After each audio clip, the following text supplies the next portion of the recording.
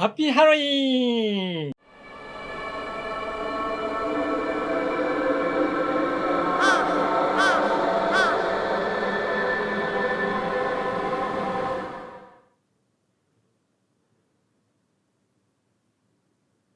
ハッピーハロウィーン。こんにちは。マハリス総合教育研究所群馬オフィスで超越瞑想を教えている森正也です。今日はハロウィン仕様でお送りします。チャンネル登録やいいねもよろしくお願いいたします。さて今日はハロウィン特集ということで幽霊について話をしてみようと思います。幽霊っているんでしょうか？私は見たこともありませんし、気配を感じたこともありません。霊感の強い友達はここにいるよとか言って教えてくれることもありましたが、皆さんはいかがでしょうか？今日は超越瞑想の本の134ページ、ここですね。ここの内容です。幽霊の話が書いてあるのって思う人もいるかもしれません。この本に書かれているのは幽霊というか霊についてです。イメージ的には幽霊は目に見えるもの、霊は目に見えないものという感じがしますが、霊は存在するようです。なかなか興味深いです。まずこの本で取り上げているのは霊媒師ですね。恐山のイタコが有名だと思いますが、この本を書かれたマハリシ先生はインドの方で、英語の本として全世界に出版していますから、世界的にこういう事例があるのでしょう。あるいは直接霊に呼びかける方法もあると言っています。私の世代ですとコックリさんです。今の人は知ってるのかな？何人かで10円玉の上に指を乗せてですね、コックリさんを呼び出して、はいかいいえのどちらに10円玉が行くかで答えてもらうんですね。で、みんなで指を乗せて、例えば千代子さんは森さんのことが好きですかとかって聞くと、なんだか謎の力が働いていいえの方に10円玉が行ったりするんですよね。あれは霊の仕業だったんでしょうか？皆さんそういう経験ありますか？そういえばダウジングとかオーリングとか不思議な現象はいろいろあります。何か人って自分で決められない時に誰かに聞きますよね。私も仕事や趣味なので人に聞きますし、YouTube で学ぶこともあります。そういう流れの一つで霊に聞くんでしょうか？この超越瞑想の本に書かれているのは、霊は極めて限られた力しか持っていないということです。ということは、霊は存在して多少なりとも何かの力を持っているのでしょうか？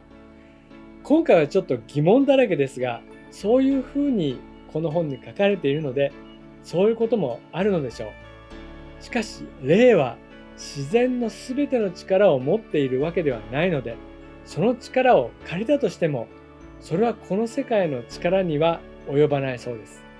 それよりも超越瞑想を行うことで、この世界とつながるパワーを得られるので、素直に瞑想を続けた方が良さそうな感じもします。ここで気になる記述があるんですけれども、人間よりも強力な霊があるかもしれないということです。人間よりも強力な霊？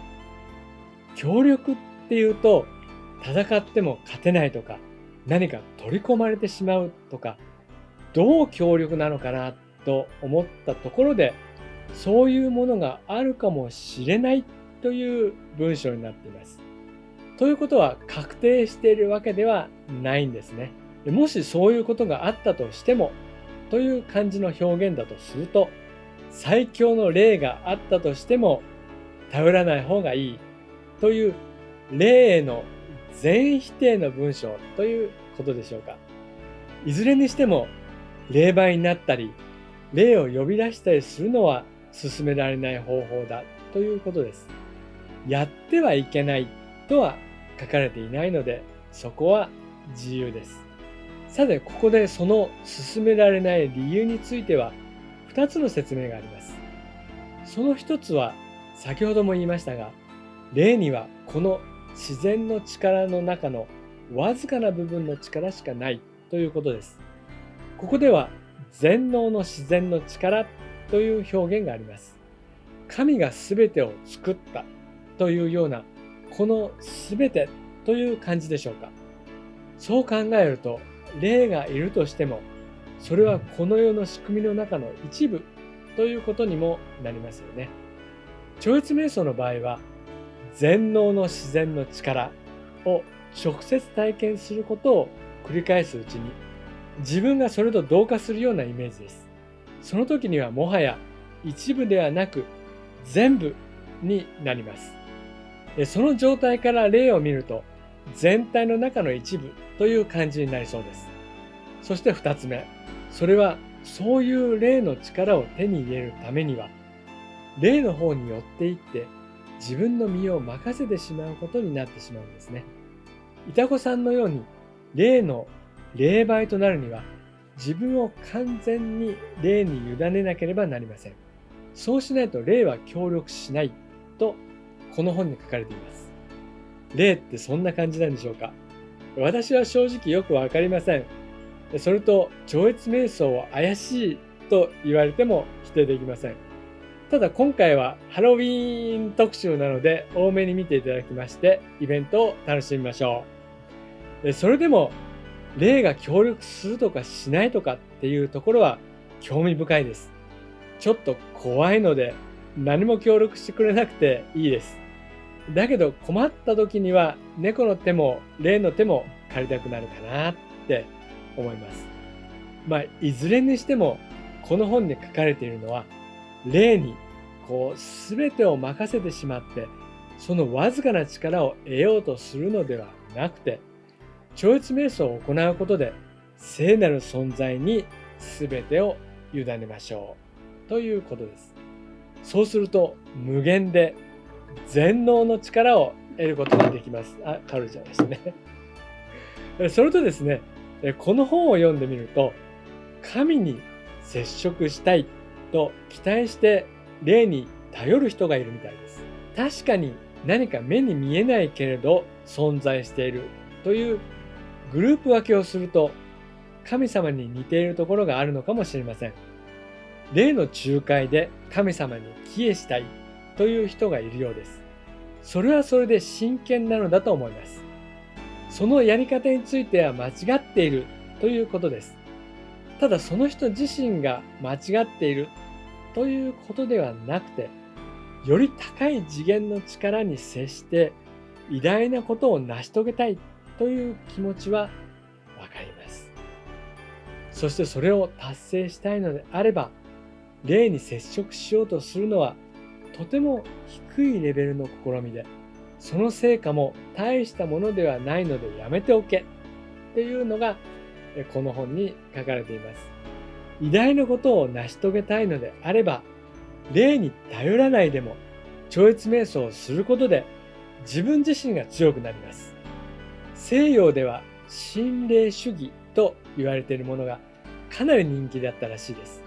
それっていうのは超越瞑想という技術がなかったために、そういう方法がベストだと思われているようです。より高い力を目指す人たちが何か普通と違ったことを試みたようです。